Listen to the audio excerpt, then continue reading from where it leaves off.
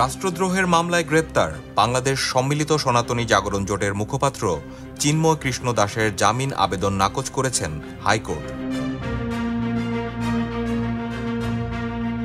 তবে এই মামলায় চিন্ময়কে কেন জামিন দেওয়া হবে না তা 2 সপ্তাহের মধ্যে জানতে চেয়ে রুল জারি করেছেন আদালত। আজ মঙ্গলবার চিন্ময়ের জামিন আবেদনের শুনানি শেষে বিচারপতি মোহাম্মদ আতর রহমান ও বিচারপতি মোহাম্মদ আলী রেজার হাইকোর্ট বেঞ্চ এই রুল জারি করেন। চিন্ময় কৃষ্ণের প্রধান আইনজীবী অপূর্ব কুমার ভট্টাচার্য দ্য ডেইলি স্টারকে বলেন, হাইকোর্টের এই আদেশের পর চিন্ময় কারাগার থেকে মুক্তি পাবেন না। শুনানির সময় জামিন আবেদনের বিরোধিতা করেন অতিরিক্ত অ্যাটর্নি জেনারেল আব্দুর জব্বার ভুইয়া, মোহাম্মদ আরশাদুর রৌফ ও অনিক আর হক।